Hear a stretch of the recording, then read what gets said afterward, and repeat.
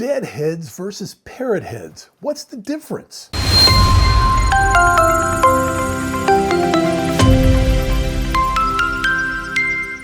Hey, I'm Michael Douglas. Thanks everybody for joining me on this edition of Dr. Pundit, where we talk about music, not medicine. And the world's biggest bands and musicians would be nothing without their core base of devoted fans. And without those fans or consumers of music, the music business probably would cease to exist, maybe? Or at least in the fashion that we're familiar with.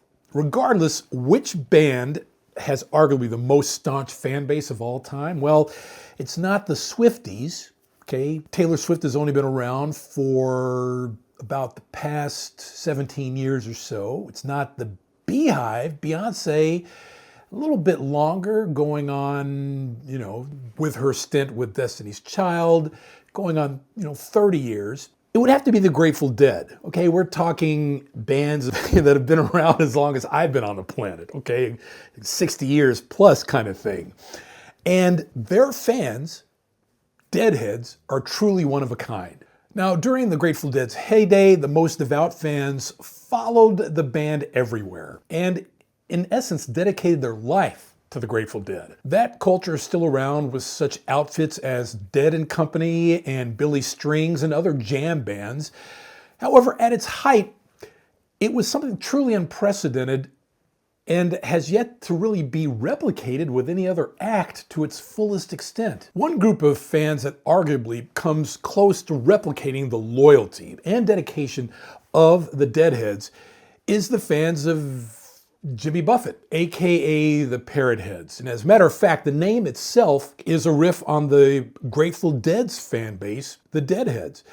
As the former bassist for the Coral Reefer band, associated with Jimmy Buffett, of course, Timothy B. Schmidt, reportedly coined the name by comparing Buffett's band with fans of the Dead. Needless to say, the name stuck. In all, both the Deadheads and the Parrot heads hold a lot of similarities, yet they also hold some differences. Now, if you throw away the colorful clothing, the quirky atmosphere, the focus on their respective subcultures, Deadheads and Parrot heads still share the same base and mutual fandom. Now, if it wasn't for that very thing, then neither of these groups would exist. That being said, both groups now, in their prime, relied on a strict sense of community. And for the Deadheads, this community was shown in full force at the markets often referred to as Shakedown Street, which were set up at Dead shows and utilized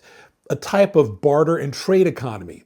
And for the Parrot heads, it was and still is something similar to that, as they are devout tailgaters and have reportedly turned parking lots into beaches. These gatherings are typically known as flocking. So at their root, the Deadheads and the Parrot heads share the same mission. However, the Deadhead community exists in a more colloquial and unofficial fashion.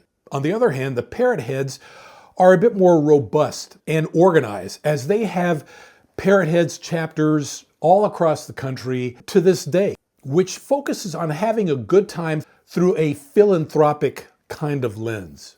And despite these differences, both the Deadheads and the Parrot heads impressively changed the fan culture of music forever. And to this day, I really have a hard time thinking of dedicated names of fan bases to other artists that have this much of an entrenched devotion to those target groups as they do to the Grateful Dead and Jimmy Buffett. So in totality, do both groups share some similarities? Well, of course they do.